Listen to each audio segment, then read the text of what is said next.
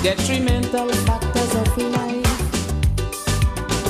is only hatred and strife. It's killing out mankind's soul, exempting them from this world and putting you in a fix,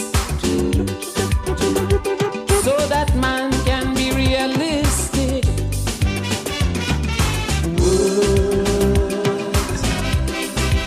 Whoa, words.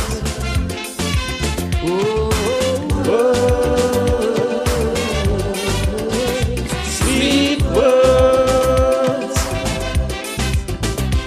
Because words is envy and words is strife. Words is hope and words is life. Words can make you do anything. Words can make you feel like a king. Words. Hey, welcome back to the Corie Sheppard Podcast. Thank you for listening. Clearly, we had some problems with words over this past week, right? Sweet words in a supplequental way. Welcome back. Long time no see. Long time I didn't see you. Listen, this is not the right place to be laughing at people. We come to laugh with each other. We never come to laugh at each other, you know what I mean? I don't know if it's subsequential, supplemental, supplicant. I don't know what was yeah for the in a supplequental way. We sometimes we struggle to find the name of the episodes and them kind of thing. Sometimes we struggle to find the theme of the episodes. But some episodes name themselves and the themes find themselves, because the theme for this episode is the wordiest calypsos of all time. And calypso hard to sing, you know. So salute to the great Timothy Watkins, the Baron, for kicking me off. I've given all you this week, right? The wordiest set of Kaiso ever, because I come here all the time and say I just have all kind of trouble reading. So I come to defend the great Alexander. Why song Alexander? I think it's hard to talk, you know. When you see you talking this much, you must hit them a supplequental every now and again. What we had breakfasts, we had paradigm. No, we are what is subsequental? Supplequental? Me, I can't remember what he's saying, but we're coming a supplequental release, you know what I mean? When the supplequent time, we go talk about that. I have a nice, fine listing of Kaiso here that is about words, or the wordiest Kaisos we ever have. It coincides so well with our last episode, which was the wordiest episode we have ever had of all time. I had to go back and tell you, because I have some people behind the camera here, right? Only might be seeing what's going on behind the camera all the time. But usually I have some gentlemen and gentlewomen who would usually tell me like 10 minutes to go, half hour to go, and them kind of thing. And I sit down talking to Mr. Kes de Fantalo. And everything was going smooth. It feel like we were talking for 5, 10, 15 minutes. And then I start to see sign go up saying half hour to go. So when I see half hour to go, I really told him, I thought an hour ago, I don't know. But Kes was a very, very easy person to talk to. Salute to Kes. Salute to the team. The studio was full. So somehow we end up with an episode that was 2.5 hours long. 2 hours, 30 minutes, 16 seconds. 30,788 words. I feel like we should send a written apology to Kes and the team for keeping him on. That is a dry mouth conversation. But I'm glad people enjoying it. I'm glad all they take it in. And I felt like every now and again that's happens. Get lost in the conversation, and you have a certain amount of respect for the person who's sitting opposite you. But that was one way I don't feel we ever see Kes in that light collectively. By now, you should be done with Kes. I had to tell you, right? The name of this game for the rest of the year, the name of the game is Keep Up. The name of the game is not Catch Up. Well, I know seeing Karen telling me this morning Kes episode now start to pick up because like only now done with Dominic. Come only pick up. Sharpen up all the ears. If only could sit down and listen to people talk about Supplequent and things, you could listen to episodes faster. Yeah, we pushing them out. We having things and we having things to release. So I have a nice fine lineup of Kaiso for all you. All you want to hear Kaiso about word?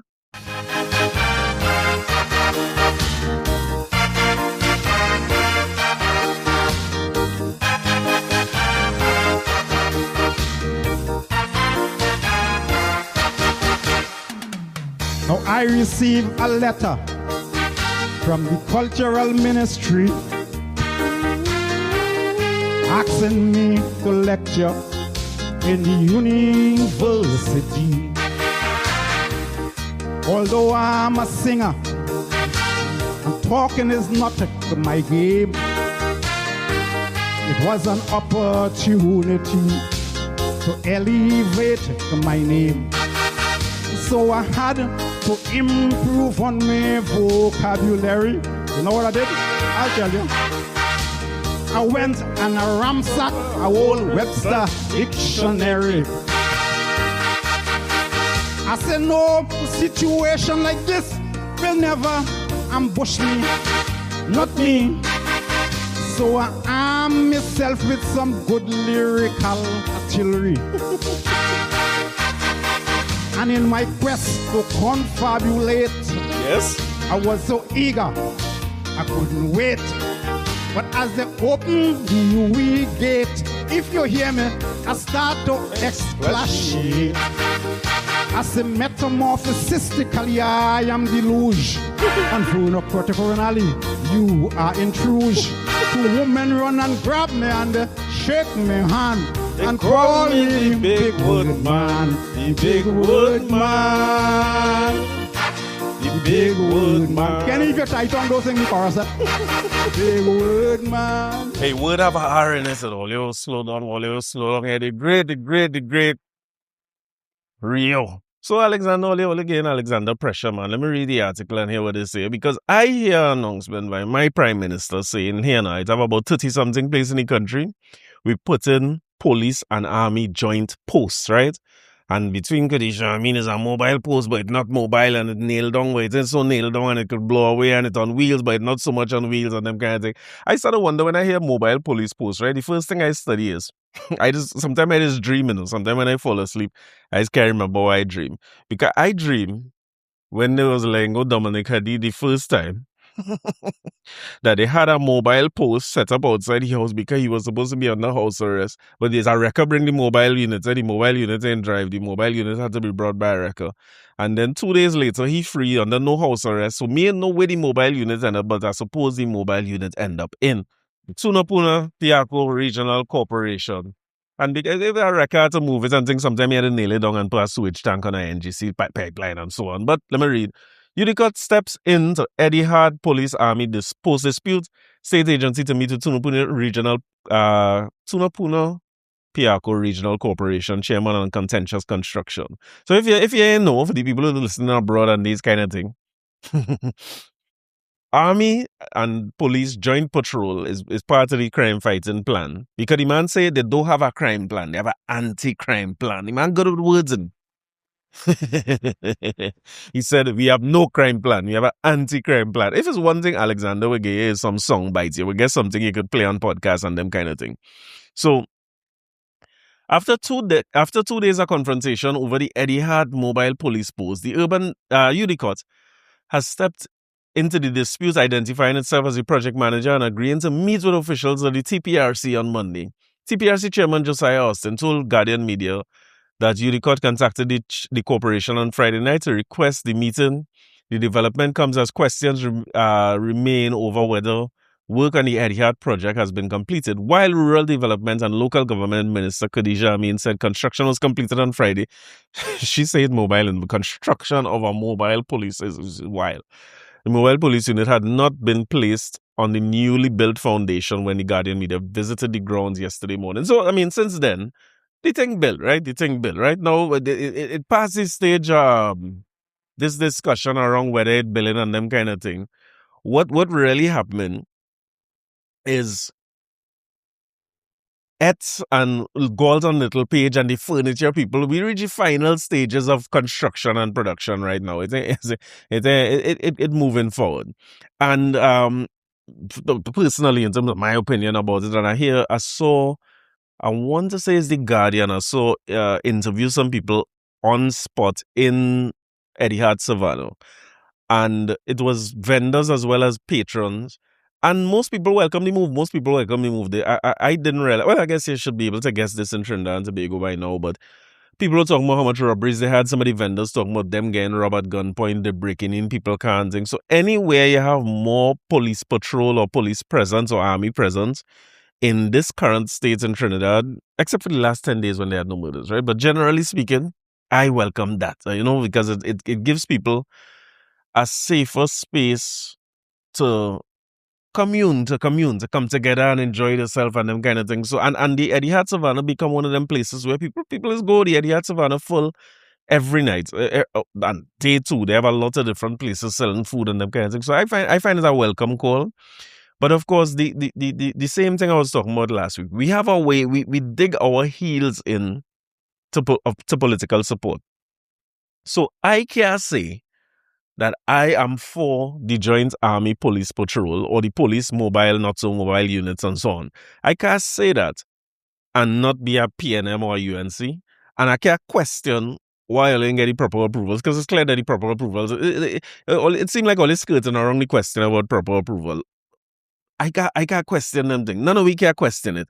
You see, I used to talk about the country split into 3/3, right? They have a UNC third that not moving and will never change. They have a PNM third that not moving and will never change. And there's a middle third where I think most of us lie. And when I say most of us who listen to this podcast, somewhere in the middle. The middle is a spectrum to where some people is middle PNM and middle UNC, you know what I mean? They're all the way in the middle, but that's fine. But I don't understand why we can't just question these kind of things, because when people question it, it seems as though the social media warriors and vloggers went immediately to say nobody was questioning the PNM and nobody, which is absolutely untrue. That is the furthest thing from reality I hear in a long time. How you mean people wasn't questioning everything the PNM was doing over the last 10 years? People was questioning every move, and people was fed up of it. People was they say the boss, the rollers, was arrogant, talking to we rough. People used to question it every day. But I realize the narrative more important than the real history and them kind of thing. That's why I appreciate everybody who tuned in to the episode last week. I'm glad you're all enjoying it. I want to tell you that that's a real podcast too, and that's what the podcast is really about. Not just the interviews and not just the conversations with people, but the opinions that we have. And I appreciate people coming to the comments to show their appreciation for it, but also to give a different perspective. I don't want to only feel like I'm talking at anybody. Yeah? Don't mind it's me alone. I'm talking with all you. And I might feel the way I feel today, and I might feel completely different next week. I write to that. So I'm real comfortable with people not agreeing with what I say or seeing it differently.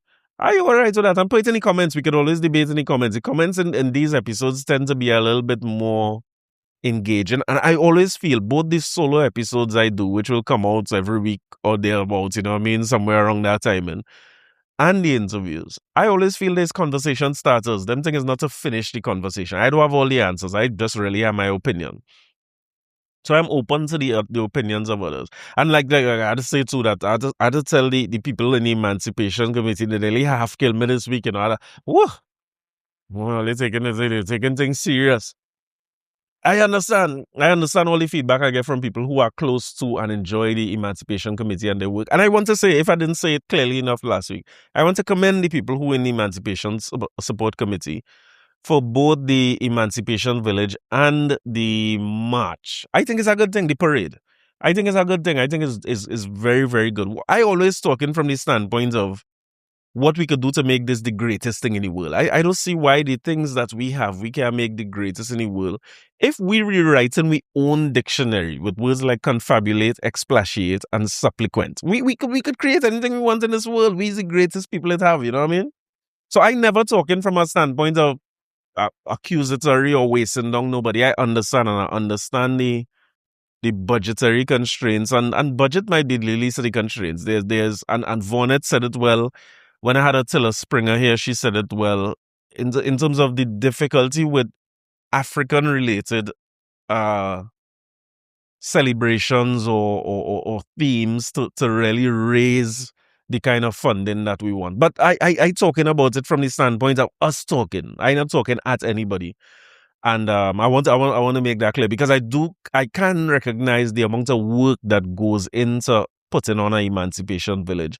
And somebody told me last year, I was glad for some feedback as well, saying that some guys who own the booths reach out to me and tell me, well, the sales wasn't as good as some of the other years because a part of how you do this is you had to make sure that the business people who involved making money. We have to be able to discuss how these things help business people. We want to see the best and the brightest and look great. So my gripe with the Emancipation Village, and I wanted to understand that as a sliver, I just went there the night and I see what I see. I find the Friday night could be more vibes. Yeah, I find the deco and the thing and understand the budgetary constraints. And other people, other than the breadfruit pizza people, had to be able to make money. If you're not making money and not going to, it never going to thrive. I feel like we had to make sure that we don't, or be careful not to always equate Africanness and African pride with struggle. And I want to be careful how I'm saying that, right? Because I'm not accusing anybody of saying this, but it's like, I see movies like Django Unchained, I see movies like 12 Years a Slave, and I see the discussion in the States how there seems to be in Hollywood a quicker approval of big budgets for a movie that revisits and rehashes different angles on slavery, sometimes the scripts written by Jewish writers and so on. And maybe there's an opportunity to tell a different kind of story about emancipation. Not always talk about, like, I like Django. I watch Django every time it come on. I like the movie. It's a really good movie and it's a story about overcoming. But I feel like we have an opportunity to tell a different story about overcoming. I was talking to my partner, salute my partner, Jade. That is what I said, I was playing African last week, you know what I mean? Yeah, that special boy, and I'm a partner. But in talking about it to him, I was saying, but a part of what we can show as emancipation, other than just the food, the clothes, the performances, and so on, I wonder if we can find the best and brightest and most successful African business people as a story of overcoming. So you find the Langston Roaches of this world, you find the Dupree, may rest in peace, or whoever the people might be who represent us, and showcase them differently. You don't have to be in the village either. You don't have to be in the parade. They have an opportunity to do those things in Napa so that young businessmen like myself could go and hear from people who look like me and talk like me and live where I live and struggle like I struggle to see what they came. So people just tell me that in the comments all the time, like they say, well, but these sell out people. You bring Dominic Adi, bring people who start from scratch, and that's what we're doing all the time. We're doing it all the time. So I would love to see the people who come from areas we come from. I was just coincidentally last week I went Laventry Road. My uncle Porgy, you know what I mean? That's my father from originally. Fabo Village, Laventry Road. And when you see somebody come from an environment like that and achieve great things and make a mark in this society, I feel like it's things that we should celebrate. So maybe putting it out there that the emancipation, and I also want to say as well that anything I could do on this platform to support that effort, either to raise more funding, elevate the thing, attract the people who we need to attract to be there, or they just call me. I don't answer my phone so much. I'm not a young man, but find me and let me do this thing. I just want to see. There was a time when there was no Emancipation Village or parade or anything, and we've brought it to this point. Fast, I'm saying we brought it to this point. If we could carry it to our next point and make it into a global tourist attraction where, like how they come here for Carnival, they could come here and experience our emancipation because we see people who start the thing, you know what I mean? If we start the thing, we have to continue to elevate it and allow it to rise, allow it to continue to grow. I am all for that. I will always be for that. Now, as I bring up Attillah Springer, right? I have to give some kudos to Attillah Springer because I went to a show last week, Wednesday. Now, I'm not an easy man to get out of my house. And I had to tell all the operating about a half hour sleep and I was struggling here because people fly out, people go on their way. So it's I alone and pick me. and pick don't sleep. I never see nothing like this. Anybody a newborn there looking for advice? Because right now I'm looking for hairstyle, Hennessy, anything starting with that age, anything, this is rubber brandy by the lip. I'm looking for something that is let children sleep through the night because we ain't gonna survive this. If the first night went like this, I am not sure that I could really, I could really survive and I have what it takes to get through. Wait, it's 3 or 4 more nights of this. I don't know if I have it in me. But I did find my way out the house last week, Wednesday night, and I had to tell all you about Attillah Springer. And it's attached to the Emancipation celebration of it as well. The name of it is Roots and Rights, the Emancipation Concert. And I think Attillah and them do a great job. I had to tell you about it. But not before I go to Calypso about words. You see, when you're talking about man who could write story and put together words, there's a gentleman by the name of the Mighty Sparrow. I want to fall, you know him? Suppose every woman could have afforded to sit down and learn how to talk backward. Suppose every woman could have afforded to sit down and learn how to talk backward. Instead of saying, oh me, backward is me, oh. Instead of saying, oh dear, backward is their own. And when they talk so, we poor men won't understand. So all the women go take advantage on man. And if a woman want to leave she man, she go talk it. She can't understand. She won't say, Marianne, I will leave the man. She'll just say, man, believe will I Marianne.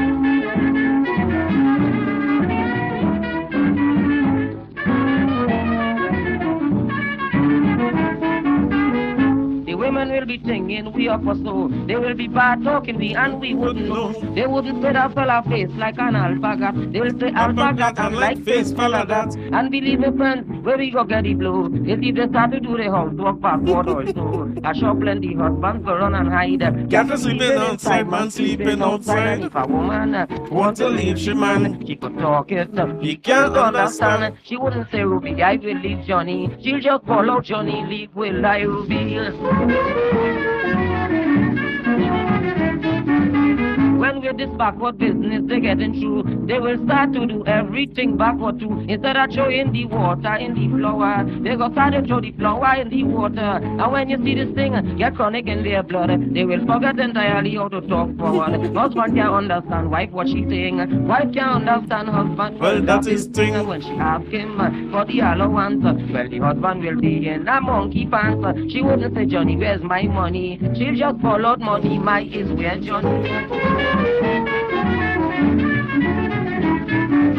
Then she will put him in front of the magistrate. And all she worries, she'll try to relate. The magistrate too will be in a monkey pants because he wouldn't understand the sentence. Then he go jump off the bench and ball. Woman, I can't understand you at all. I tell you to come straight outside my place. Go and see if you get a devil suit by your case. And believe me, if you want to know, she will stand up in the courthouse and wouldn't go. She wouldn't say Johnny wouldn't maintain me. She'll just follow me maintain wouldn't Johnny. A few people in the world could put together and tell a story like that. And only Mighty Sparrow, the name of the song is Talking Backwards. Me, know if my wife like she was talking backward because me know nothing about this trip she taking. That is only last time when she go in the airport. Me know if she going or she is still. Canboulay riots. You know the Canboulay riot reenactment. Salute to Attillah Springer. Salute to Mommy Springer, Auntie and Tui Springer. I went to this show Wednesday night. Me and my mother come out of the house. Now, I had to tell you, if you invited me to a show and you want me to come, invite my mother. Because she is the one who remind me about this thing. I doesn't know the 5th of August reaching. I tell Olia is being a little bit of a trap. Because I recorded an episode now that go come out middle of September. And I watching an episode now that people watching like Kes, where we record a month and a half ago. So I never in the present moment. It's the strangest part of my life I live. But invite my mother and we go be fine. Because she remind me, she say, remember you said Attillah Springer and them thing is Wednesday. But here I ain't want to go. I say, oh Lord, Wednesday night. I say, who this keep thing on a Wednesday night? Big Central Bank auditorium and thing. I had to go now and see people and them kind of thing. I hiding. Since we bought Dominica did I hiding. So I went, I pick up mommy, we go on in the Central Bank auditorium. 6 o'clock. That's my kind of hours too. If you want me to come here thing, do it start at 6 o'clock and finish. Let me be back in my bed by 9 o'clock. I is not a lost night rest. But as I say, Roots and Rights, Emancipation Concert. We went down in the Central Bank Auditorium. I have to assume that it was an invitation it seems as though an invitation only event because it's a stars among stars kind of thing. And when I go on there, I see Keegan Taylor, he involved in the production. I see John Gill. I see all the people who you see, it's not the who is going events and thing. You have to invite them to place. Them don't pay and go nowhere. So I understood that she was putting it out, and I know it had something to do with the Canboulay riot reenactment that they would typically do behind the bridge on a Carnival Friday morning, right? Now, I always feel like there's something special happening behind the bridge there on a Carnival Friday morning. And I don't even know as an Instagram champion, so because I only went that once, you see, if you feel it easy, hard to get me to leave my bed on an evening. Boy, you see to reach the 3-4 o'clock in the morning to get a seat, but I made it my point to go there, if not last year before. And there's something special about it, not just the whole reenactment, but the fact that it is behind the bridge and the community there is involved. You feel something when you go there, and it's important. I heard Val Mickey Mirage when he was here talking about when I Show Speed was here trying to create it. And he said it was just too far for them to go behind the bridge, but he wanted it to be there. I saw Val at that event too with Attillah. Salute to Val. And I think it's important. I understood the sentiment because I was there. I understand what he means when he said taking him there for him to feel what you feel when you go behind the bridge there. And the latest episode you should be listening to, if you're keeping up to date, you should be listening to the Canadian High Commissioner Michael Callan. He is talking about understanding from his perspective what is Caribana as a boy growing up in Toronto, and them thing he understand Caribana and Toronto have a strong Caribbean community. So he spoke about the Canboulay riot reenactment as something that allowed him to see for the first time what the origins of this carnival that we have, where it started, how come it's such this grand thing? How we so connected with it? Why do we feel something spiritual when we play a mass? All like me, so I want to kiss the ground when I walk in a fete. Something spiritual happening there, and it's real. So Attillah Springer and them, salute to them, they always do that every year. So when she said she was doing the reenactments in Central Bank, Attillah said, Attillah, girl, coming. And me and my mother went in. And she started by talking about the fact that there's a connection between the Emancipation as a celebration and the Canboulay riot reenactment, right? And I found that it was, especially after recording about the Emancipation Village and what Emancipation is last week, I don't think it was by chance that she said that. It gave me the impression that there's, I want to use the word disjointedness between the people who plan an emancipation celebration. I ain't talking on behalf of Attillah here. I just telling you my impression from sitting down in the crowd. She came and she introduced what it was. It was a play in the first half and a sort of musical presentation in the second half, right? 2 shows for the price of 1. Free. But the fact that she said some people are missing the connection between the Canboulay reenactment or the Canboulay riots, the real Canboulay riots and emancipation. I thought it was a pointed statement. When she says some people, I have to assume that the organizers or the people who may be in charge of the celebration of emancipation seems to be that it happening in pockets. This happens with every celebration that we have. Just remember, like, go back to Japper talking about it, and you will see that Japper talks about the Moon Association as being one thing, and then the Husay Association. It happens. That's who we are. We have a rough history, you know. Sometimes it is difficult for us to get together. So, when I heard her say that, I said, all right, well, she's talking to somebody here. And the play really started to make the connection between the people who were in the sort of the barricades or who were in slave houses or the chatteled, the enslaved, and their efforts to identify themselves and to find their own freedom, find their space, find what they need, find their expression. And I think it was an excellent, like a great, well put together play. I would say that it is, it was at times emotional, because the truth is, like, I find it difficult to sit through things where we're reenacting anything to do with being enslaved. Sometimes when I watching them thing, I have a tendency, you know, the people talk about the interviews and stuff. When people talk about something in an interview, I think I just go to the space the person talking about. So when I watching TV or I watching a play, I traveled to the place where the play happened. And I had a rough time watching that in the beginning because it was very emotional seeing these people who were enslaved and trying to find their freedom and trying to justify almost why they should be free. And even talking among themselves as to should we revolt? Should we try to get out here? Everybody agreed that we need freedom, but you could see in the group they had there the people who they might be holding on. They had a lady there by the name of Ma Sandrin. Ma Sandrin played by Janet Stanley McCann. Boy, listen. Ma Sandrin, Ms. McCann, I can't watch you too regular, I can't watch you too regular. You are a little too real for me. It was a little too real in terms of how she played that and the emotion that went into it. I think it was a very, very good juxtaposition because I hear like Kanye West make this statement at a time that slavery was a choice. When people, you find that them discussions is going all the time. And what I saw Attillah and them put forward there was in a little yard talking to one another. What were the choices being made? Because some people saying, boy, we can't just revolt just so we will get cut. Some people say, it's like everybody agreed that we need to be free and we want our freedom and we're not waiting no 6 years or we're not waiting no 9 years. We go in now. We go in and take this thing back. We're going to take what belongs to us. There was also somebody who played Haitian Francois, Tombi. It was funny to see him. Emmanuel and Solia. I hope I'm pronouncing people's name right. And just watching them play them roles is very, very interesting because he's speaking as a Haitian revolutionary and we know the Haiti experience was different than you see what happened in Haiti up to today. The fact that they wanted to break the chains and took back what belonged to them and not just they take it back and they were treated as stealing something and they owe France up to today for stealing it. So a couple of things that stood out is that there's this definitely a disconnect between the people who organize Emancipation and what Attillah and they seem to want to present as part of what led to our freedom. And I wish those things would come together because I think there's space for a lot of it.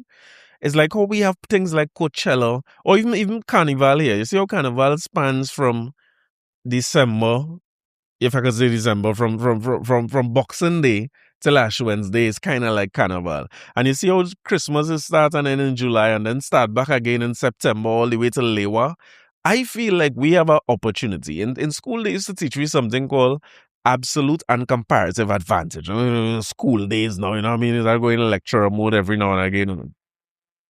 Let's talk about international business theory, right? And in international business theory, they say, well, when we trade in and what I gonna give you and what you gonna give me, there are two situations that lead to trade. That absolute and comparative advantage is a real thing.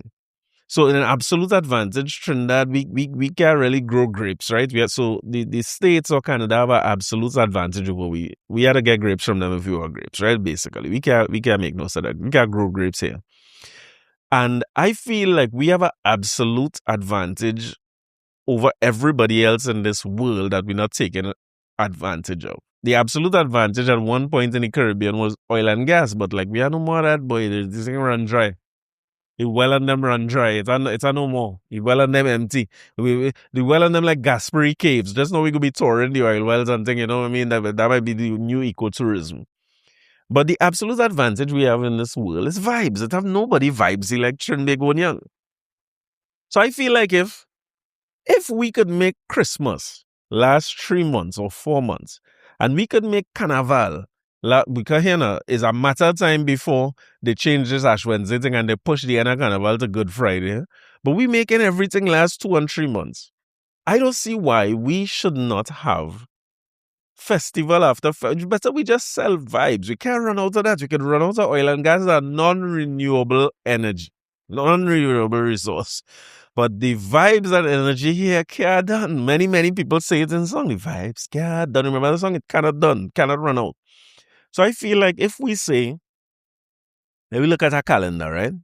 I was at a meeting in the office there, how long they asked me to do a content calendar. They go get that in about 2025.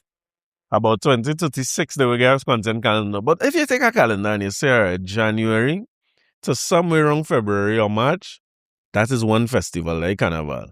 And then you say somewhere around February or March all the way to Easter, Vibes. That is our next kind of scene and I think we could make that. We supposed to have the biggest Easter egg hunt in the world. The great, you can't find Easter because no, we are real oil well that empty. We can hide egg all down in there. We supposed to have people. I see a man showing me a thing the other day where it has some, me know what part of the white man country it's in. But they roll a block of cheese down a hill, right? What do you call it? A wheel of cheese? They roll a wheel of cheese down a hill. And man diving, breaking up their hand and foot to dive behind the wheel of cheese. And people coming from all over the world to go there. And there's a big tourist attraction. It's our next place where them Lego bull, not the kind of bull you have in your mind, but them Lego bull and thing, and them running from the bull, who bull butting and who, that is a tourist attraction. So you going in a place for bull to butt you. Other countries, lion, I see a woman pushing hand out the thing. You know, she was going to pet the lion, but according to the wise words of Western Rollins, whap, go on with their hand. And that is a tourist attraction. So why we can't make what we have here into a tourist attraction? We are the most unique Easter in the world. Hide Easter egg, so bunny all about, you know what I mean? And fly kites all about and them kind of things. Still have a savannah to fly kite or they paved as Carlos John, the return of Carlos John. So I feel like we have an opportunity to take the 1st of August where we have Emancipation, make that into a whole zone, make that into months of celebration because we deserve to celebrate what we've overcome. And part of the celebration could be Napa. Yeah, business people coming and talking and so on because, I mean, to be 2 or 3 generations away from being enslaved into being one of the biggest business people in the Caribbean, like Michael Leach, and we should ask him to come and talk for the emancipation thing. Like, what are you up to? How you do this? So we create spaces like that. Then you have the Emancipation Village. Then you have the parade.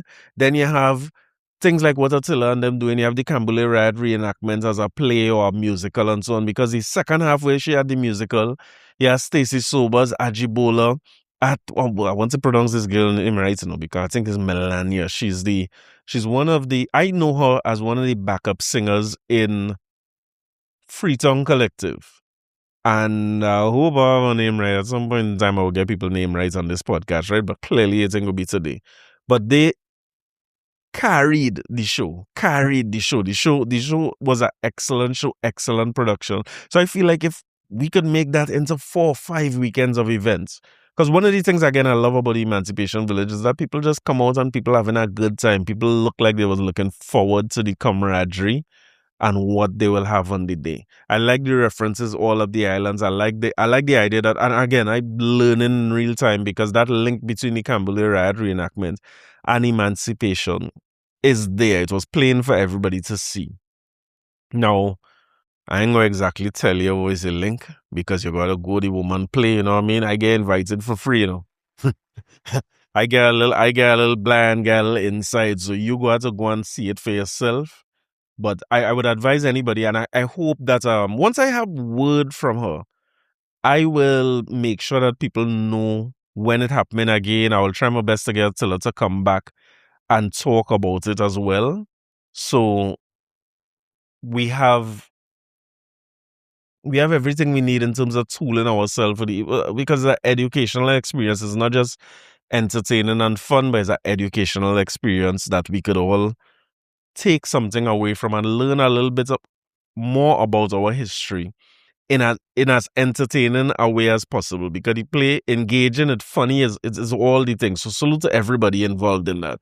Everybody involved.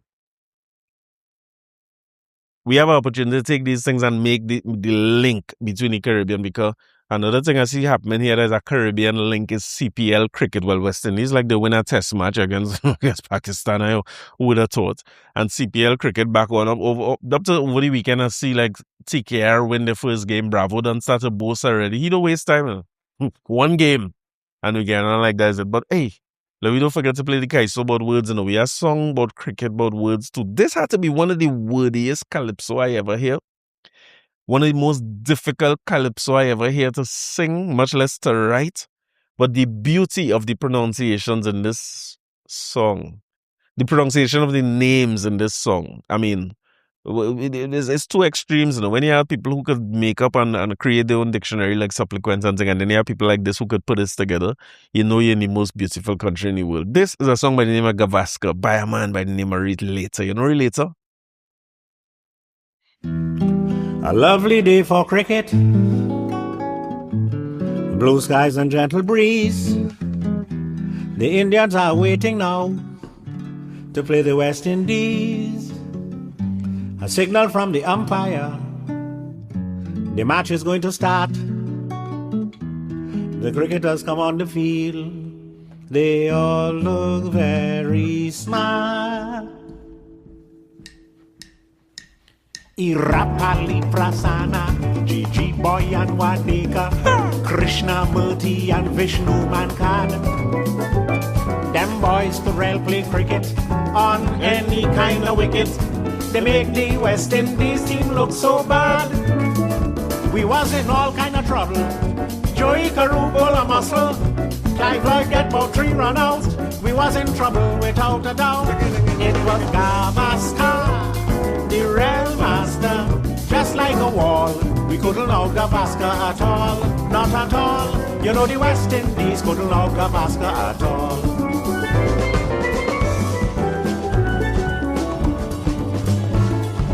Venkataraghavan, Bedi in a turban, Vijay Jaishima, Jayantilal. They helped to win the series against the West Indies at Sabina Park and Queen's Park Oval. 158 by Kanai really sent our hopes up high. Noriega 9 for 95. The Indian team, they still survive. It was Gavaskar, the real master, just like a wall. We couldn't out Gavaskar at all, not at all. You know the West Indies couldn't out Gavaskar at all.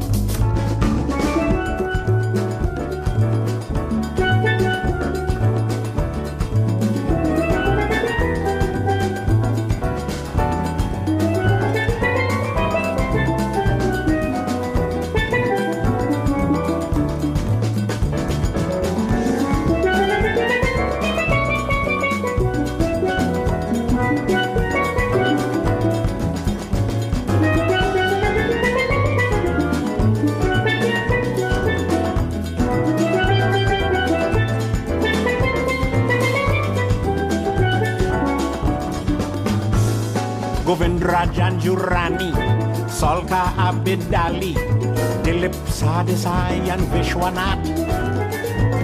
They make West Indies bowlers look like second raters when those fellows came out here to bat. West Indies tried holder and keep voice. They had no other choice.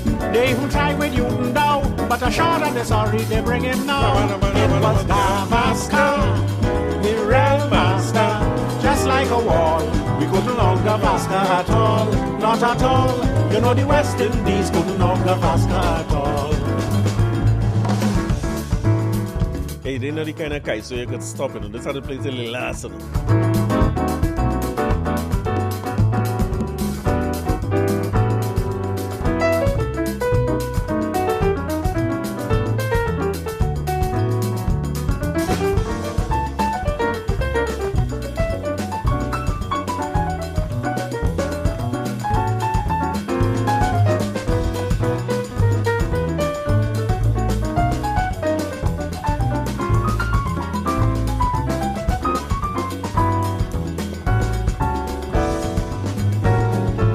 Little Desmond Lewis, also Charlie Davis, they take a little shame from out we face.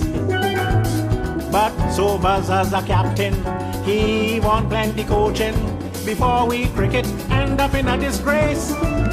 Beatty here that he became a father, he catch out whole first in the cover. But when Sobers here, he too had a son. He made duck and went back in the pavilion. It was Gavaskar, the real master, just like a wall. We couldn't out Gavaskar at all, not at all. You know the West Indies couldn't out Gavaskar at all. You know the West Indies couldn't out Gavaskar at all. You know the West Indies couldn't out Gavaskar at all. So to sing Kaiso.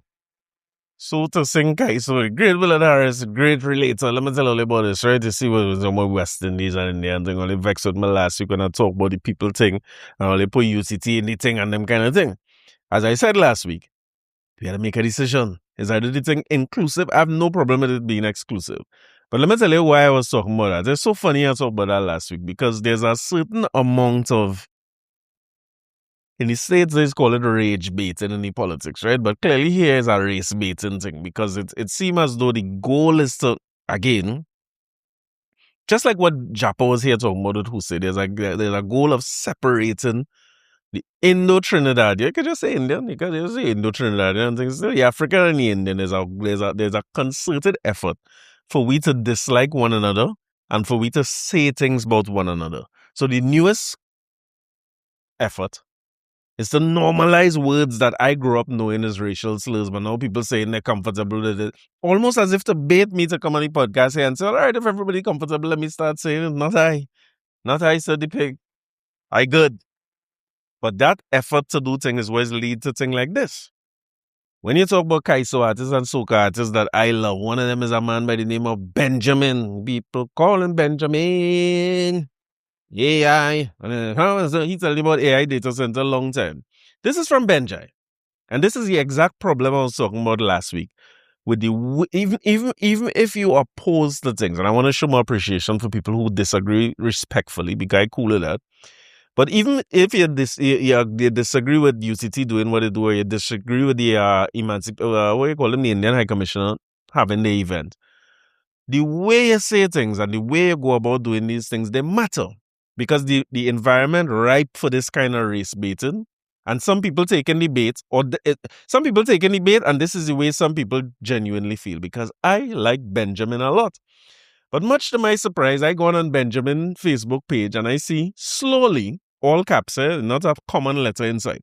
Slowly, all Africans' traditions are being infiltrated by Indians who believe it is their right to do so. ! And then he go in brackets, Soca and Emancipation. Now, this is where, again, going back, all you vexed with me where I said about UTT last week. I do not understand this world where Soca in Benjai estimation is an African thing. And it is exclusive to African and Indian trying to infiltrate it. I do not understand. Emancipation, all right, let's say emancipation is a celebration of the freedom or emancipation of enslaved African people. One of the biggest travesty the world ever see. And my question to us is, we want to celebrate this by ourselves, as among ourselves, or we want to invite other people to celebrate with us? Because if my brother was enslaved and he get free, even if I wasn't enslaved, I can find things to celebrate in that. But again, let's decide. But so in brackets, he says slowly all Africans' traditions are being infiltrated by Indians who believe it's their right to do so. Soca emancipation. This man typed this, which means he had time to delete this, right? And if you ever type a message that was real harsh or aggressive, or go cause problems, you type it and you delete something. Me know what Benjai delete here. I'm frightened to see what he delete and what he added down to come to this. He went on to say, wait a minute, they will say they were slaves too. 3 exclamation mark now. You must delete about 11 of them exclamation mark. I looking for the wisdom or the constructiveness or the supplequent in this statement. I trying to understand what this statement is about. What you're trying to achieve when you say something like this. We in a country where you putting out music, right? One of the songs you say is, we party until it red, na, na, na. And we dressing up in red, white, and black. As a Trini, proud Trini. Benjai, are you saying that only Afro Trini is proud Trini? I don't know. I feel like African as it gets, but I don't know that I could agree with that sentiment. And when you make a statement like this and lost half your audience, and lost half your bookings, because I was just here with a gentleman by the name of Kes Difference. I'll salute to Kes and the team. Kes and Benjai have a song together. Benjai was on tour with Kes. I am not sure, and I don't want to put nothing out because I want the best for Benjai. I like Benjai a lot. But if I am a soca artist and I tour in places like Canada, I don't know that I comfortable putting somebody who make a statement like this on a stage in a country like Canada or in a place like Toronto, in a multiracial, multi-ethnic, diverse space. Now, In fairness to Benjai came out very quickly, and he apologized, right? Boy, let me tell you something. This life is a funny space. Eh? I don't want to be unfair to Benjai at all, right? I don't have this thing loaded up. So I hope I find the right thing and I can play it, because much as I talk about this, I want to say that Benjai, within a day of releasing it, he did put out an apology. And in fair, I want to see if I could play the apology. In fairness to Benjai, if I could play it, I will. But I see beyond him making a video apology, because this was a type post. Let me see if I could play this thing here. Oh, you play this here. Yesterday I did a post and I realized the post offended a lot of people. That was not my intention. I would like to use this opportunity right now to apologize and move forward with love. I, Benjai, have promoted love and unity, and I will continue to do so. It is not my intention to offend anyone. I am sorry. Grand Rise. It's not what to laugh, man. I don't want to laugh. But you see this word intention? Oh, God. You didn't get to kick nobody when they're down, but what was the intention? What was the intention? And that is what I mean when I say we had to decide. We had to decide if we want to be exclusive, we want to be, we want to close ranks and be who we are amongst ourselves and exclude everybody else. And we want everybody to exclude us, or we want to be part of something, because Benjai is singing big songs that will appeal to anybody. I saw many people who to be in there, like Gideon Hanuman sing, make a statement. Like plenty people will be offended by this Jai. What about this you think you had to come and say? You realize it offended. What do you mean you realize? While you're typing it, you could realize that. From Tony Estrada. As Benjai's manager, I would like to personally acknowledge the comments recently posted regarding the sensitive subject of racism. It is sensitive. This time in here, it's even more sensitive, because people want this. What they want it for is a different story, right? Because it seems as though people using this for their own benefit. But this is what it seems to be the order of the day, where you bait people into saying things like this, and you push these things as frontline stories, and then while you're doing that and people arguing about that, you could turn a mobile unit into a permanent unit. We have discussed the matter, and I can confirm that his subsequent apology is sincere and came from a genuine understanding that his words were inappropriate. In is one word and appropriate is the next word. We got our words here now. He takes responsibility for his comments, and as his manager, I stand behind the sincerity of his apology. Benjai is by no means racist. Grand Rise. Let me tell you something. You hear this a lot, right? You hear this often. Well, take it out to the Trinidad context, right? When you see, let me talk soft, right? Because of the visa and thing, my wife foreign and thing, no, she in trouble. But you see, when you see certain Caucasians in the States and you tell them they're racist, the first thing they say is, I have a black friend. You know what I mean? I have many black friends. He's saying, Benjai is by no means racist. Actually, the mother of his children is East Indian. Benjai acknowledges huge contribution made by our East Indian artists. Example, Jit Samaru, Johan Chakri, and Sundar Prabhu. You couldn't get more. Yeah, that's the most eclectic mix I've heard. Ricky Jai and many, many more. Love and unity. As Benjai says, he's a man who's promote plenty unity and plenty love and them kind of thing. Again, I tell all you who listening to this, do not fall for this. Do not be baited into this nonsense. I fall for this a lot. I appreciate all the people who tell me in the comments this week, right? A lot of people made it a point to come to the comments and say, Corie, stop apologizing for the things you're saying. You don't have to defend yourself to nobody. You know what your podcast is do, and keep telling your story. And I realize that I gotta be careful how I say things too. Maybe I and all other watch my words, because a lot of people said, hey boy, make sure you keep going whenever you do those stop and things. I mean, me, I plan to stop doing what I doing for I just basically, when you sign on to these solo episodes, what you're really getting is a slice into my life and my thinking and them kind of thing. I'm not too worried about right and wrong and correctness and accuracy and all them kind of things. I'll try to be as responsible as I can be. But I understand that next week I will come and we could right all wrongs if we have things we say that wasn't adding up or them kind of thing. We could always fix that. But I realized a lot of people came in the comments to say, boy, those study people, keep your head up, It was never really that for me, to be honest. I shared my experience, like looking at some of these comments and what you're doing sometimes could be difficult, but it ain't gonna slow me down, you know what I mean? Don't worry about that part. I hear. But the reality is that when you look at you putting yourself out there, because what you're seeing is a snippet, even though, I mean, Kessel's real long. But usually with a guest a little longer than what you're seeing in the recording. I'll remind people to have an extended version of Croker on Patreon. It is as funny as it gets. It's as funny as it gets, one of them episodes.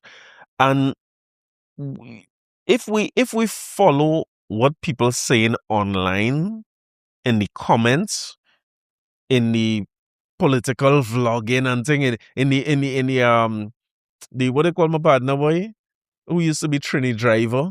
If you follow what he's saying, Rambles versus this one and NCW, listen, you could get lost into thinking that is what the real world is. And I appreciate that is what people were trying to tell me in the comments online last week, because I've seen comments after episodes where me want to leave home. I don't want to go outside. I don't want to hear nobody, because you could start to believe that what you're seeing online and that kind of vitriol, and to tell you the truth, I've never seen anything I put out where more than 5-10% of the comments is negative, quote unquote.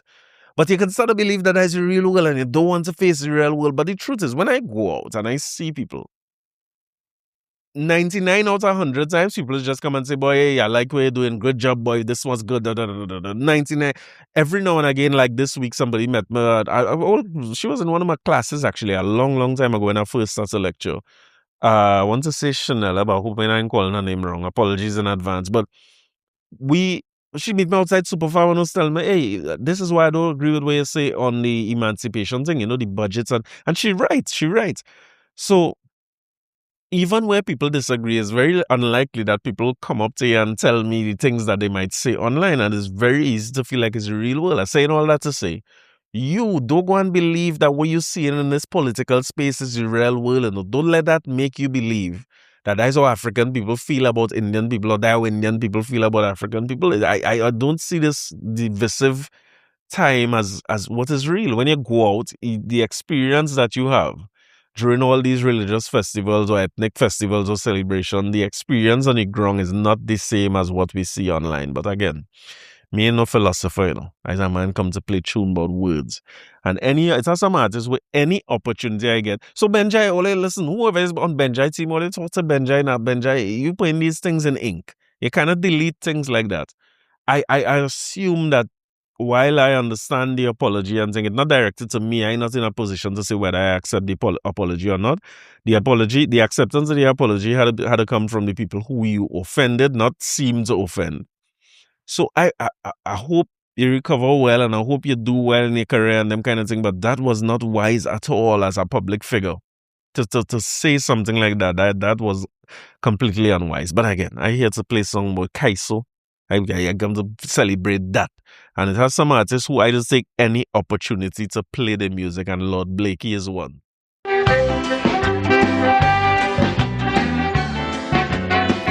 This is how man is use words, right? I disguise and I call myself a Mustafa. Yes. Went to a rap festival in Arabia. I disguise and I call myself a Mustafa. Went to a rap festival in Arabia. For your better information, if you want to know, I was the calypsonian, the big to go. But I couldn't speak the language, so I rode. But alone on the way how to beg for food was give me some kit, bila, ham and michi. Harafana haki santa buri, rakata, hat and mamaduki. The man you kill Abdullah, the terror.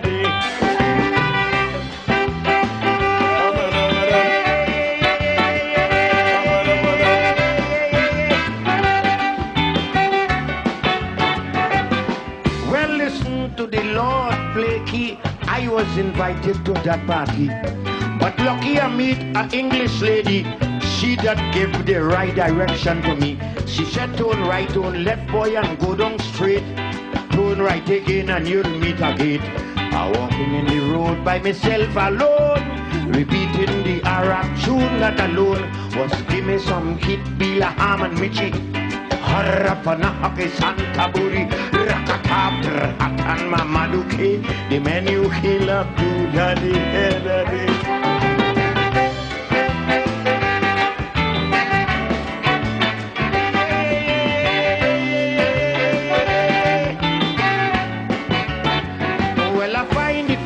By the right direction. When I reach, they had a big function. They hand me a chair so I could take a seat and ask for anything that I want to eat. A fella say fish kitty, see they hand him a spoon. I said I'd learned that language before afternoon. Well, a hungry partner don't know what to do. I roll me tongues to frisky, the too. Was give me some kid, feel a arm and me cheek. Harapanahake Santa Buri, Rakatabr, Hatan Mamaduke, the menu killer,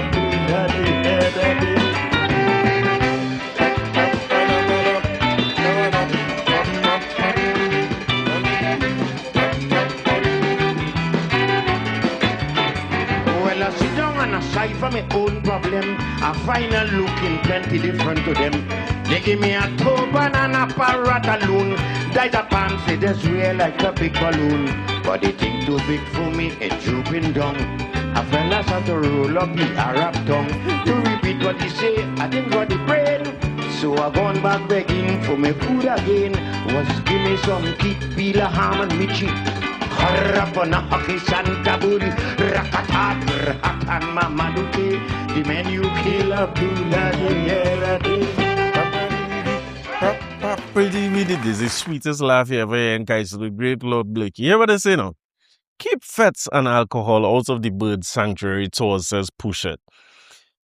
Now, this is something that I see recently, right? And maybe I need to go to Tobago more often, right? Tobago is a place I feel like I could reset and just come again, right? Just come again. Tobago, you feel like I know why it has happened in Tobago. Like you see what I say, behind the bridge of our energy, Tobago have energy for me, and I just feel like to just come back. But I remember as a child, you go in Nylon Pool, you go in Bucko Reef and thing, and that was a vibe. I was asking Diva Amon about the same thing, Dr. Diva Amon, salute to them. And you know, now I watch the bird sanctuary, so not the bird sanctuary, the Bucko Reef so and thing turn into a whole party boat as a treasure queen going out there. It's fed. And at my age, I can't take too much noise. You know? This place had to be quiet for me. So I was a little bit saddened to see they're talking about keeping alcohol and fetes out of the bird sanctuary tours. I remember that one point in time, the bird sanctuary tour is just a boat rolling down the road. They tell you what species of birds they have. You go at a certain time in the evening, you could see the scarlet ibis returning, or you could see them leaving on a morning, or whatsoever the tour is. They say the push to turn Trinidad's wetlands and other natural attractions into high-value ecotourism products is facing growing concern among tourism operators and environmentalists, whether some new style boat tours are putting in entertainment ahead of conservation. The issue has surfaced around the bird sanctuary where operators introduce on-water dining and other experiences, but complaints have emerged about alcohol consumption, noise, litter, and visitor behavior. Tourism operators are not calling for the end of these experiences. Instead, they want clear rules governing what can and cannot happen inside the protected areas, along with stronger enforcement. I want to join the call on this because I feel like maybe it's because I get old too, because I guess at one point in time I would have find like, it's vibes to be able to go on the bird sanctuary and make turn it into a fete. There was a certain age in your life where anything that turns into a fete is a good thing. You know what I mean? A fete is always a great thing.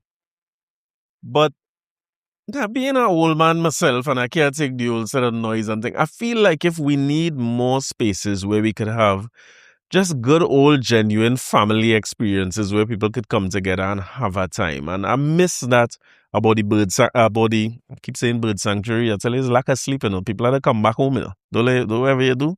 Don't let your wife leave and newborn and them kind of thing. Put your foot down. Don't be like me. But Bucko Reef and thing was such an experience, such a family experience. I have so many memories from the Bucko Reef. So, I guess the reef is not what it used to be. But to see those tours turn into just a fete, we have a whole 2-3 months of fete already. And if I call in for we have vibes, right? We could have energy all year round. The energy, though, always had to be extra board, you know what I mean? The bird sanctuary is an energy of its own, and I feel like we could keep it that way. And I agree. I like the fact that the tour operators very measured in their call for this. Because, like me, you're always looking for what's the business side of this. The article in The Guardian of a man selling chow. You know, you want to encourage a certain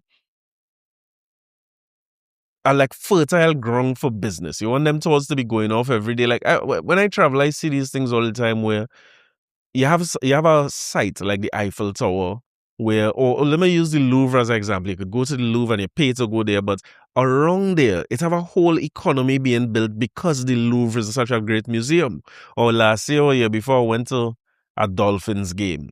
Outside the Dolphin game, man selling Dolphins jersey and merch and paraphernalia, man selling juice, all kind of alcoholic beverages. One man, because the Uber could only carry you so close to the stadium, he have a bike, right? Then you could get a tow. He's selling tow. I mean, how innovative you could get, how much more. So if the bird sanctuary becomes something like that, then you have people selling chow, you have people selling merch associated with the bird sanctuary. You could sell Scarlet Ibis, you can sell that. Wherever you could sell, you make it into a complete experience where you have all kind of forex problem in the country now where you might be able to travel and go places. But I always remember I had a friend who was in UE and she went to get her visa.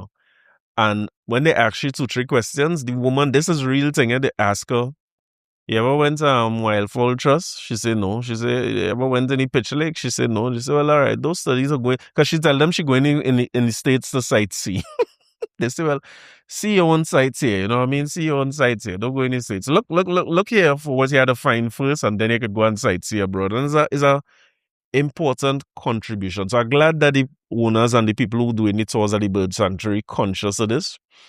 And I hope they continue to build it. So if we haven't dining on the boat and you have your limit or your status govern what the experiences could be. Because the conservation of the environment is an important thing. Well, everywhere except the savannah, right? You're talking about business. It's a Calypso with word about business too, you know. You know Lord Melody?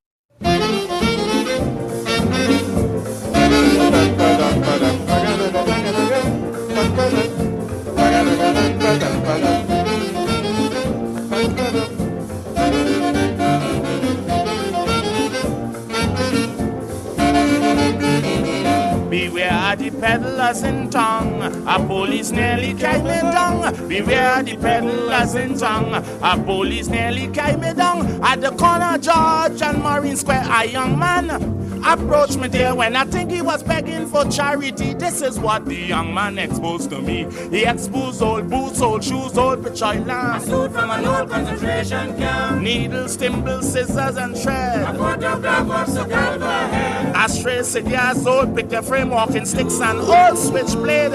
When he asked me what I was buying today, I tell him, Mr. Afraid. And I don't care how wordy some of these guys is. The music behind them sweet too, you know, the music and all talking.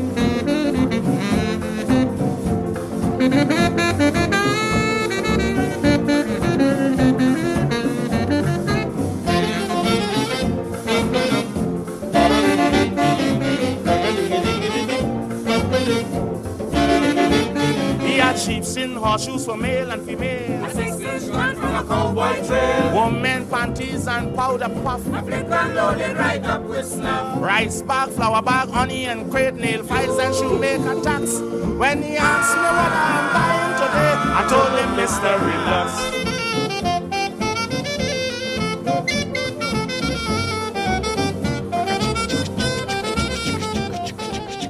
Well, you know these songs on YouTube. If you want to hear the rest of these songs, you go on YouTube and listen to it. Talking about conservation of environment, the return of Carlos John. I thought Carlos done politics somewhere.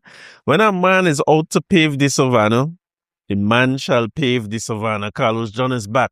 Independence Parade, right? No, Attillah are monitoring this, right? Because I've vexed with these people for years now, how they never used to go to the Independence Parade. And here I thought that they had a problem. I used to think they have a problem putting on Reddit, to be honest with you. I said they don't want to come in Red so long in PNM and in Balizia or something. So they say they're not coming for the whole time the people was in power. They're not coming there, right? But me, I realize the problem they have is with the North Stand and the Grandstand. Sometimes you just be overthinking thing, you know what I mean? Talking more words, you be saying too more words in your head sometimes. The problem the people really had is the location from Gail Alexander. There will be a new location for the return of Independence Parade on the 31st of August. This year's parade will be in a new northerly location in the Queen's Park Savannah, facing the President's house instead of the grandstand on the Savannah's southerly side. President Christine Canboulay will therefore be receiving Independence Day salute from her gallery, from the armed forces closer to the President's house. This was confirmed yesterday by government officials as well as the United National Congress MP for Port of Spain North Center. MP for Port of Spain North Center, I guess Shadow MP, Philip Alexander. You mean something? Defense Minister Wayne Sturge had confirmed in June mid-year budget review that the parade launching celebrations of TNT's 64th anniversary of independence. It will be held, but Sturge's confirmation put to rest speculation around the annual military and cultural showcase that it may not have been held. There was no parade last year as TNT was under SOE. Something changed? And there was a threat to law enforcement. I guess that changed judicial and state officials and so on. Government stated then the parade and state-sponsored fireworks were kept. What is it about fireworks? Is there anything about fireworks? All they talk about is the parade. I don't know if fireworks happened. But they move it. So I was wrong. I eat my words. I apologize. I wrong like hell all the time. You know? So they say, somebody say, querying the work outside the Savannah. People say it's aggregate going down. So I'm not sure, because this government has a murky definition of mobile units, right? So I don't know if this is a mobile parade stands going up or e-mobile, or if they're putting down a cesspit tank. I don't know what is happening. But I could tell you that when you're driving on the northern side of the Savannah, construction is going on pell-mell. We headed toward the middle of August, and by the 31st, this is where it will be. Dr. Philip Alexander, the great honorable right Dr. Philip, he's a doctor, he say it will provide more shade. Boy, listen, I have barely more than a primary school education, you know. I mean, I went all kind of school, but me ain't do well in much. So I don't understand what will create more shade on the northern side of the Savannah. I don't know if they're building back a grandstand. Imagine this, right? If you're listening to this for a long time, you know how much I complain over the years about the constant building up and breaking down of the North Stand. It was one point in time I had done a complete breakdown of, breakdown is a bad word, but I do a complete breakdown of how much money it was costing to erect and diserect. We can make up words. But to erect and diserect the North Stand every single year, right? This year, the North Stand it's still kind of half erect like myself. You know what I mean? They look like they take down part of the stand, but they didn't take it down fully, you know what I mean? It's a little semi. But it did. And I'm not understanding exactly how it getting in the way of the parade. If you wanted to do the parade there, you'll do it there, right? Let me put it like that. But instead of now addressing the fact that we need either a permanent structure or whatever we need so that we're not spending any money breaking down and building back every year. Instead of doing that, the solution seems to be to build another temporary. You know, we had to build a Supplequent, North Stand and Grandstand up by I don't understand, but I mean, I'm glad they're having the parade. So I mean, I guess you could only complain about one thing at a time. Like you could want the safety and security of Eddie Hart, or you could want approvals granted for structures that go up in a Savannah. You can't want both, apparently, in this new time here. You know what I mean? So I guess we're having a parade. Salute to the paraders. And we here. As an Instagram man at best, you know, so me, I can't promise you I waking up early and going and no parade and them kind of thing, but I ain't lying. This year, I just want to go just to see how it going, because people say that when you see between the North Stand and the Grandstand, right? I ask David Rudder this, I ask Croker about it. Everybody, whoever win a Calypso Monarch, when they had to perform on that Savannah stage, I asked them about that. All of them say the same thing. It is at the time the breeze coming through and you just can't hear the band. Dr. Marshall talk about it too, because Marshall tried to crank up a motorbike in the last Calypso Monarch. It's one of the greatest things I ever see. The motorbike never starts. He had to run out.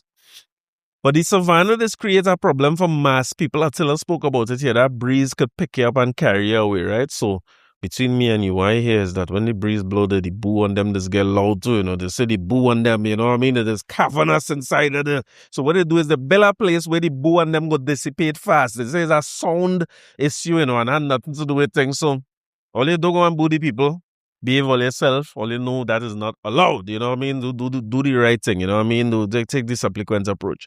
I have a few more Calypso to play.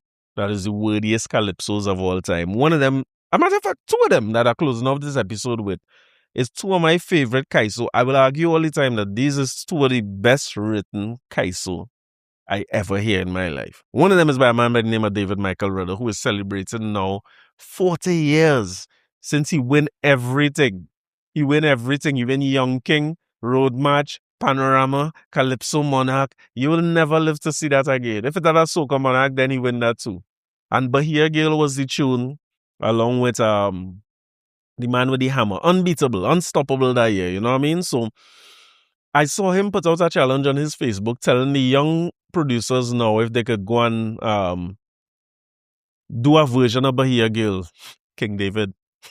To encourage, I find like you shouldn't encourage that, but you know what you're doing. You're a man, no music. So let me hear the interpretations they come up with. But it had a tune around that time in the 80s to that Rudder sing that I want to play. People who have listening here a long time know it, but one of the wordiest but best song I ever hear written.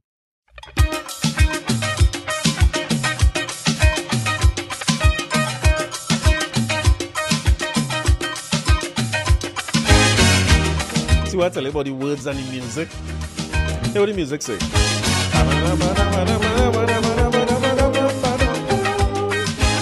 the tenors rolling, people on the floor. Hear the get up and grumble, and the crowd in a uproar. All of a sudden, everything just up and chill. Everything just gone to a standstill. The crowd start to cross, hear it. We're wrong with the band. It wasn't wrong with the iron one and fall because the vibration bust with the welding. When the iron fall, it humbled the band, and everything started to crawl, everything started to fall, and the truth was plain to see. The engine room is down the way that's caused the back canal. The pan is the body, but the rhythm is harder the thing. The engine room, that is the solar carnival. Corie did damn well say, if you I am good, you is king. You hear? Oh.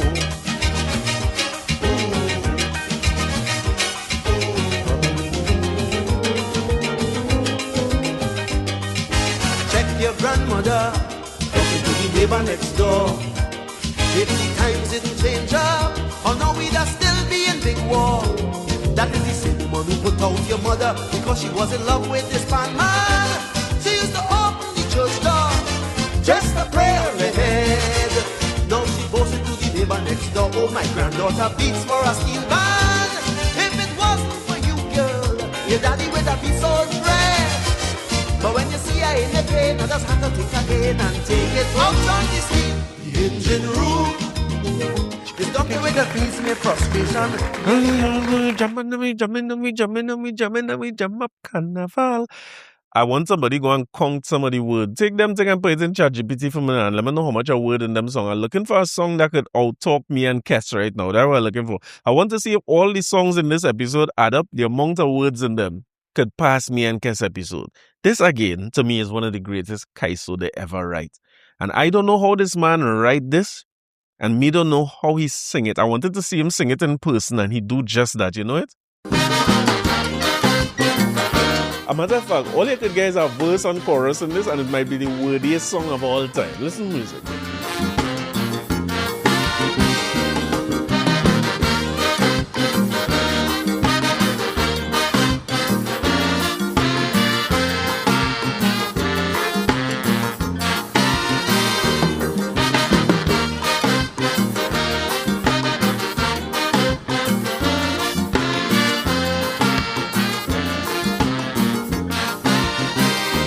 I swear to God, next time that I'm leaving, I ain't telling nobody nothing. I learn my lesson and I learn it well. Next time I go in, I ain't have nobody to tell. From the get-go, you hear Coco leaving. Man, woman, and child, they keep bringing something. Like these people, they care about me. Is carry this and that for their family. Carry them 6 Panadol in case my big son sick. Carry that nice green parrot on this stick. Say go bend daughter, can't forget her. Give she them 4 bottle of Cuchilla. Take them 6 dry coconut, carry it for granny. The pawn in the file is for Uncle Harry. And him little nephew, the one just play man. Don't forget to give him this 10 a pan. They have a greasy paper bag packed up with roti. Some diapers to give to a little baby. Pastel, cuckoo and chili baby. And I hope they won't get for a sharp TV. 6 suitcases already, Coco on the red street. They run in the back was to cut ribbon cane. I'm telling you plain, I can't take this straight. Next time I go, there nobody ain't gonna know again. If you want to hear the whole song, you could find it on YouTube too, but you could also go to the Patreon and find Krokro extended episode, the extended cut of Krokro. I have one song to leave you with, because you laugh at Alexander. I tell only when Alexander reached it the first time, right? I say, listen, the man tried to read out something in the parliament, and all you good properly laugh at the man, and the man is doing human service in Trinidad and Tobago because we done, the English was foisted upon us. This is what Attillah and them teach me. We was talking with language where we from, and they come and they bring me here and beat me to teach me your own language and religion and things. So, as far as I am concerned, paradigm, breakfasts, and supplequent should be in Kotase going forward. Find the Kotase, the Trinidad dictionary, and put them thing inside there. All you want me play a tune for you to tell you why we just be fumbling, so to say, the people word on them. There's a man by the name of Slinger Francisco. All you know this tune?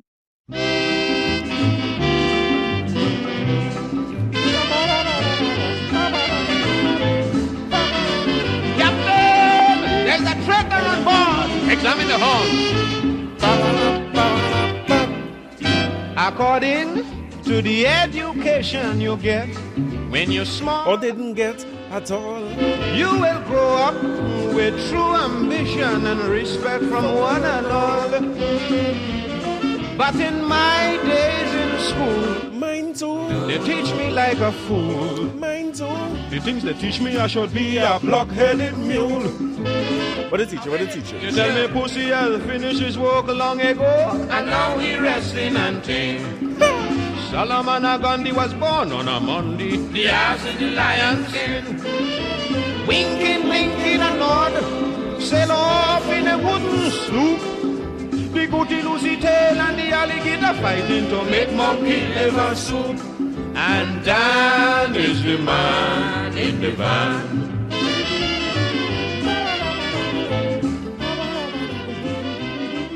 Composition. That is how to compose Kaiso. If I'm not mistaken, also written by Winsford Devines, right?